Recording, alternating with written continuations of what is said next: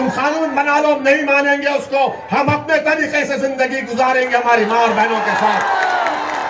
हिजाब निकाब का मसला आया तो अखिलेश की जबान नहीं खुलती। देश का प्रधानमंत्री कह रहे कि एक सब डिग्री को बाजू रखो, गोबर लो और उससे पैसे कमाओ। कि एक विकलांग को 1000 रुपये पेंशन मिलता है और योगी कह रहे हैं कि एक सांड के लिए 900 रुपये। क्या ये इंसान से मोहब्बत है? बीजेपी अगर जीत रही है तो आपकी वजह से नहीं जीत रही है। बीजेपी अगर जीत रही है तो अखिलेश यादव की निकम्मेपन से जीत रही है। गोली चलाने वाले थकेंगे नहीं, मरम जिंदा ही रहेंगे। अरे जिंदा रहेंगे, हमारी बात सुनो। मोहतरम शौकत अली साहब,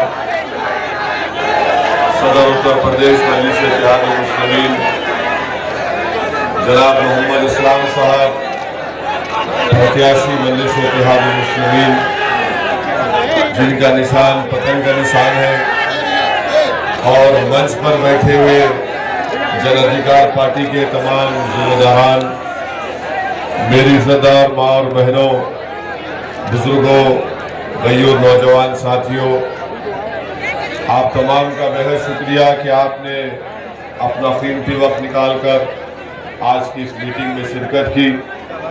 मैं आपसे माजरत चाहता हूं कि हमको आने में यहाँ पर देरी इसलिए हुई क्योंकि हमारे हेलीकॉप्टर को हट जाइए आप हट जाइए,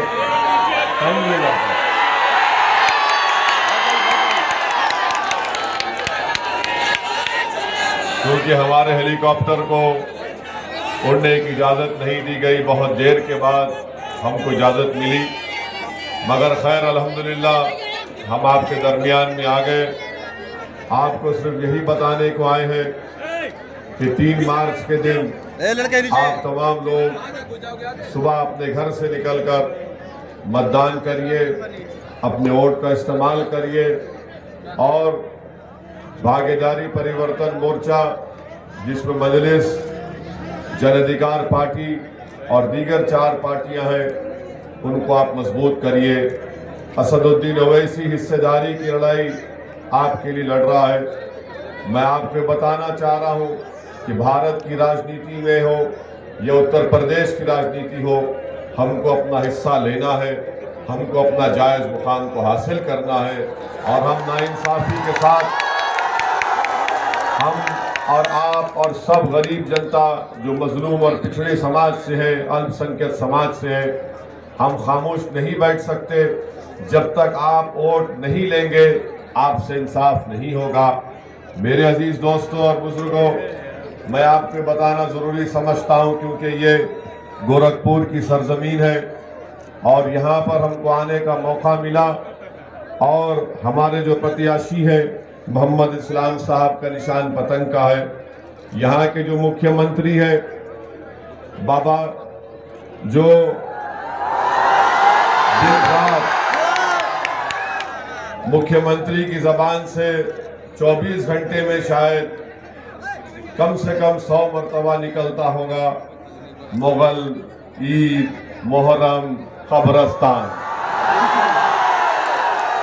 अगर आप जाकर ट्रिपल तलाक, माफ करना माँ और बहनों, ट्रिपल तलाक भी बोलते हैं, मगर अगर उनसे जाकर आप पूछेंगे रोजगार, शिक्षा, अस्पताल, ऑक्सीजन, गंगा पर बहने वाली लाशें, तो बाबा बोलेंगे ये कैसा सवाल हमसे कर दिया। मेरे अजीज दोस्तों और बुजुर्गों, हम आपको बताना चाहते हैं कि उत्तर प्रदेश के जनता से 5 साल में बीजेपी की सरकार ने उनका बहुत बड़ा नुकसान किया। युवाओं को बेरोजगारी उनका मुकद्दर बनाकर रख दिया। आज गरीब पिस रहा है। आज गरीब घरों में कीमतें इतनी बढ़ने की वजह से पेट्रोल और डीजल की कीमतें आसमान को छू रही हैं। तो योगी और मोदी की सरकार कहती है कि हमने आपको 600 रुपये का राशन फ्री में दिया। मैं आपको बता रहा हूं कि एक हाथ से 600 रुपये का राशन देते हैं और दूसरे हाथ से हमारी माँ और बहनों से कहते हैं कि 1400 रुपये का गैस का सिलेंडर भी खरीद लीजिए। तो ये हमको यहाँ पर वो कहावत याद आई कि गुड़ दिखाकर ईंट मारना। दिखाते गुड़ है और ईंट मारते हैं योगी और बाबा। तो मेरे अजीज दोस्तों और बुजुर्गों, आपको ये भी बताना जरूरी समझते हैं कि बीजेपी की सरकार और खास तौर से प्रधानमंत्री की गलतियों की वजह से, उनकी नाअहली की वजह से और उनकी आंख बंद कर देने की वजह से कोविड में 19 लाख बच्चे पूरे भारत में यतीम हो चुके हैं। ये टाइम्स ऑफ इंडिया अखबार की रिपोर्ट है। 19 लाख बच्चे अपने माँ बाप को खो दिए। अब मैं उन माँ बाप उनके माँ बाप, उन बच्चों के दादा दादी से, उनके नाना नानी से, उनके चचा से, उनके मामू से पूछना चाहता हूं, क्या यह बात सच नहीं है कि अगर देश के प्रधानमंत्री नरेंद्र मोदी सही वक्त पर वैक्सीन का ऑर्डर दे देते और देश के गरीबों को, जनता को पहले वैक्सीन लग जाती, तो आज ये 19 लाख बच्चे अपने माँ बाप से महरूम नहीं होते। ये फैसला आपको करना है, क्योंकि आज हम तमाम के घर में अपनी अपनी औलाद है। अगर आज वो जिंदा हैं, अपने अतराफ में माँ बाप के, तो आप सोचिए कि जिनके पास, जिन्होंने अपनी माँ बाप को खो दिया, उनका क्या होगा। मेरे अजीज दोस्तों और बुजुर्गों, फिर आप ये भी जानते हैं कि कीमतों का तो हम जिक्र कर दिया आपसे। ये आज आप इतनी बड़ी तादाद में जो आप लोग यहाँ पर आए, आपको यहाँ पर देखकर हमको यकीन हो चुका है कि आप तौहीद की शमा को जलाए रखेंगे इंशाअल्लाह। हमको यकीन हो चुका है कि आप लोकतंत्र की, जमहूरियत की, सेकुलरिज्म की इंशाअल्लाह उस शमा को जलाए रखेंगे और फिर विविधता की शमा को आप जलाए रखेंगे, क्योंकि आज लोग हमारे मुल्क में इन शमाओं को बुझाना चाहते हैं। फिरका परस्ती के नाम पर, नफरत के नाम पर। असदुद्दीन ओवैसी आपसे कहने आया है कि आप याद रखिए हमारी इस बात को, वोट देना, मतदान देना ये आपकी जिम्मेदारी है, मगर मेरी इस बात को याद रखो मेरी माँ और बहनों, कि आज अगर कोई ये सोचता है कि मुझे बीजेपी को हराना है, तो क्या मैं सपा को वोट दे दूं या बसपा को या कांग्रेस को वोट दे दूं। मैं आपको एक फिक्र देकर जा रहा हूं और आप फैसला कर लीजिए। आपके पास आपकी नौजवान बेटा और बेटी होगी, मासूम बच्चे होंगे। उसकी हकीकत ये है कि अगर बच्चा होगा या बेटा होगा या बेटी होगी, तो उसके माँ बाप के पास इतने पैसे नहीं है कि उसको अच्छा खाना खिला सके। ये मैं बात कर रहा हूं अल्पसंख्यक समाज मुसलमानों की। वो मासूम बेटा और बेटी होगी तो उसके माँ बाप उसको स्कूल में डालते हैं थोड़े दिन, और स्कूल से इसलिए निकाल लेते हैं कि उनको फीस देने के पैसे नहीं है या स्कूल दूर है। फिर वो जब बच्चा बड़ा होता है तो वो देखता है कि जैसे मेरे पिताजी के पास एक फिक्स तनख्वाह की नौकरी नहीं थी, वो वैसे ही उसकी जवानी गुजर जाती है। फिर जब वो आगे बढ़ता है तो क्या देखता है कि उससे कम पढ़ी लिखी उसकी बहन है उसके घर में जो शिक्षा हासिल नहीं कर सकी। और जब वो आगे बढ़ता है, उम्र में आगे बढ़ता है, तो क्या देखता है कि उसकी मौत फॉरवर्ड क्लास आला जात के लोगों से 6 साल पहले उसकी मौत हो जाती है। आपको बता रहा हूं, मेरी इस बात को याद रखो। आप यकीनन आप और हम मिलकर बीजेपी को हराएंगे, मगर ये बताओ कि मेरे बच्चे अगर स्कूल में नहीं पढ़ेंगे, सबसे कम पढ़े लिखे, मेरी बेटियां सबसे कम पढ़ी लिखी है पूरे उत्तर प्रदेश में, मेरे बेटी और बेटा सबसे कम ग्रेजुएट है 3%। अगर सबसे कम जमीन किसके पास है उत्तर प्रदेश में, उस समाज का नाम मुसलमान है। जो सबसे ज्यादा बेरोजगार है, उस समाज का नाम अल्पसंख्यक समाज के मुसलमान है। जो सबसे ज्यादा गरीब है वो मुसलमान है। जिनके इलाकों में, बस्तियों में, गांव में सबसे कम बैंक है वो मुसलमान है। जिसको कम लोन मिलता बैंकों से वो मुसलमान है। अब आप बताओ, आप किसको वोट देंगे? फिर मेरे अजीज दोस्तों और बुजुर्गों, मैं आपको बता रहा हूं, आपको समझाने के लिए कि आप या तो मतदान करिए हालत मजबूरी में या हालत मजबूती में। अगर मजबूरी में करना है तो याद रखिए ये मुकद्दर हमारी औलाद का, हमारे नस्लों का हो जाएगा। कभी स्कूल नहीं मिलेगा, शिक्षा नहीं मिलेगी, बैंक नहीं मिलेगा, नौकरी नहीं मिलेगी और ये तमाम जमीन नहीं मिलेगी। अगर हालत मजबूती में वोट देना है तो मैं आपको कह रहा हूं कि इन तमाम चीजों को हासिल करने के लिए, रोजगार को हासिल करने के लिए, शिक्षा को हासिल करने के लिए, अस्पताल को हासिल करने के लिए, अपने इलाकों में बैंक को कायम करने के लिए जो दीगर समाजों को मिलता है, ये हालत मजबूरी या मजबूती में आपको वोट देना है। मैं आपसे अपील करने आया हूं कि हालत मजबूरी में वोट मत दीजिए, मजबूती के लिए वोट दीजिए, मजबूती के लिए वोट दीजिए। मजबूरी की हालत में वोट देंगे, अगर आप मजबूरी की हालत में वोट देंगे, सुनिए हमारी बात को, अरे जिंदा है, जिंदा रहेंगे, हमारी बात सुनो। गोली चलाने वाले थकेंगे नहीं, मरम जिंदा ही रहेंगे। इसीलिए हम आपसे अपील करने आए हैं कि आप जब 3 तारीख को वोट डालेंगे तो आप इस बात को याद रखिए कि मैं मजबूरी में वोट दे रहा हूं या मजबूती के लिए वोट दे रहा हूं। आप किसके लिए वोट देंगे? मजबूरी में तो नहीं देंगे ना। किसके लिए वोट देंगे? मजबूरी में देंगे, मजबूती के लिए देंगे। जब मजबूती के लिए देंगे तो डर निकाल दो। जब मजबूती के लिए देंगे तो बीजेपी का, योगी का, मोदी का, अखिलेश का, सबका डर निकाल दो। क्योंकि जब आप इतना यहां पर हमको ये आश्वासन और वादा कर रहे हैं कि हम मजबूती के लिए वोट देंगे, तो मजबूती का तकाजा यह कि पहले अपने फैसलों में मजबूती पैदा करो। जब आपके फैसलों में मजबूती पैदा हो जाएगी और जब आप अपने लिए वोट देंगे। अच्छा एक बात बताओ, क्या उत्तर प्रदेश में सिर्फ मुस्लिम समाज है?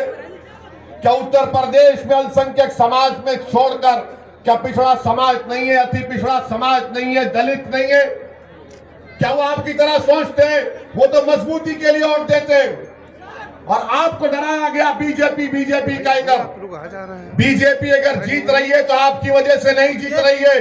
बीजेपी अगर जीत रही है तो अखिलेश यादव की निकम्मेपन से जीत रही है। अगर वो मजबूत हो जाता तो मोदी 7 साल में अखिलेश ने 3 चुनाव हार गए। 2014 आपको कहा गया, इबलीस के एजेंट आकर आपको बोल दिए, क्या बोले आपको कि भाजपा को हराना है, तो आपने कहा चलो अखिलेश को या बसपा को वोट देते हैं। 2017 के विधानसभा के चुनाव आए तो आपसे फिर ये इबलीस के एजेंट आकर गए कि अखिलेश और राहुल को वोट दो, भाजपा को हराना है। आपने वोट दिया, भाजपा जीत गई। 2019 का लोकसभा का चुनाव है, अखिलेश और बहन मायावती मिल गए। आपने कहा चलो अब तो अपना कल्याण हो गया, मगर फिर भाजपा जीत गई। आपके वोट की अहमियत नहीं है। हम जब ये बात करते हैं तो सच्ची है, कड़वी नजर आती है। लोग हमारी सच्चाई को मानकर भी हमसे पूछते हैं कि फिर क्या करें। मैं कह रहा हूं कि मजबूरी नहीं, मजबूती के लिए वोट का इस्तेमाल करो, मतदान करो अपनी मजबूती के लिए, तभी जाकर उत्तर प्रदेश मजबूत होगा, भारत मजबूत होगा। अगर एक समाज जो भारत का इतना बड़ा हिस्सा है, अगर उसके बच्चे स्कूल के बाहर रहेंगे, वो गरीबी में रहेंगे, उनके ग्रेजुएट खाली 3% होंगे, बेरोजगारी उनका मुकद्दर बन जाएगा, तो ना यूपी ताकतवर बनेगा, ना भारत ताकतवर बनेगा, ना भारत एक सुपर पावर बनेगा। भारत को सुपर पावर बनाना है, यूपी को और ऊंचा लेकर जाना है, तो आपको मजबूती के साथ फैसला लेना पड़ेगा। आपने डर डर कर फैसले लिए मजबूरी की हालत में, अब मजबूरी की हालत में मत लीजिए। एक विकल्प और मुतबादिल आपके दरमियान में है आज आपके दरमियान में बाबू सिंह कुशवाहा और ओवैसी हैं। हमने अपने दिलों को मिला लिया, ये फैसला कर लिया कि हमारी कामयाबी की मंजिल एक, अगर एक नाकाम होता है तो सबकी नाकामी है। जब ओवैसी और कुशवाहा अपने दिलों को मिला लिए, मैं आपसे अपील कर रहा हूं कि आप भी हमारा साथ दीजिए। मैं यहां पर अपनी मकबूलियत के लिए नहीं आया हूं। मैं यहां पर आपकी जबान से मेरी तारीफ में जिंदाबाद के नारे सुनने नहीं आया हूं। अल्लाह मुझे जब तक जिंदा रखेगा ओवैसी आता रहेगा उत्तर प्रदेश को। मेरी लड़ाई आपको नेता बनाने की है, हिस्सेदारी की लड़ाई है। आपको अपना हिस्सा लेना पड़ेगा, वरना मजबूरी की हालत में अगर आप समझेंगे कि मैं सपा कांग्रेस को वोट दे दूंगा तो फिर मजबूर रहोगे, हमेशा मजबूर रहोगे। मेरी इस बात को ज़हन नशीन कर लो। क्या तुम्हारी जिंदगी सिर्फ वोट डालने से खत्म हो जाएगी? क्या आपके बच्चों का, बेटियों का मुस्तकबिल नहीं है? और फिर ये सपा कांग्रेस बसपा वाले चुनकर जाते हैं विधानसभा में या पार्लियामेंट में, तो गूंगों की तरह बैठते हैं, मजलूमों की बात ही नहीं करते। कौन उनकी आवाज को उठाता है? भारत में पार्लियामेंट में CAA का कानून लाया गया जो मजहब की बुनियाद पर मोदी ने गलत बनाया, संविधान के खिलाफ था। किसने बीजेपी के 3 एमपियों के सामने कहा ये कानून काला है, मैं नहीं मानता हूं, उसको फाड़ दिया? किसने ट्रिपल तलाक के कानून का नहीं मानते, उसको रिजेक्ट करते? तुम कानून बना लो, नहीं मानेंगे उसको, हम अपने तरीके से जिंदगी गुजारेंगे हमारी मां और बहनों के साथ। हिजाब निकाब का मसला आया तो अखिलेश की जबान नहीं खुलती, नाम नहीं लेता। जो आपका नाम लेने से डरता है, क्यों? क्योंकि वो जानता है कि आप मजबूर हैं, आप मजबूर हैं। मैं आपसे कह रहा हूं, ये मजबूरी की जंजीरों को एक मर्तबा तोड़ दो।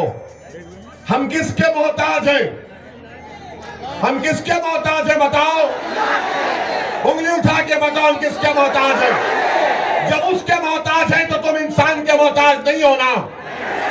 तो फिर मजबूती से फैसला लो। याद रखो, तुमने उंगली तो उठा दी, वो देख लिया, अब इसी उंगली को दबाना पड़ेगा पतंग के निशान पर इंशाअल्लाह ताला। और याद रखिए, आखिर में ये बाबा के बारे में बोलना चाहेंगे? नहीं बोलेंगे, क्यों नहीं बोलेंगे? वो भी आए थे हमारे शहर को, वो 1 साल पहले हमारे शहर को आए थे। हमारे क्षेत्र में 3 घंटे फिरे गाड़ी में। म्युनिसिपल का इलेक्शन था, जहां जाते हमारा नाम लेते। इनको कोई मर्द नजर ही नहीं आया था। तो खैर 4 घंटे हमारे हैदराबाद में फिरे, जहां जहां गए वहां बीजेपी हारते गई। तो हम किसी का कर्जा बाकी नहीं रखते।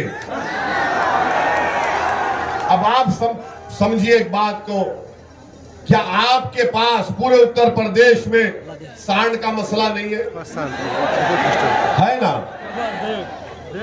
भैंस गाय का भी मसला है ना?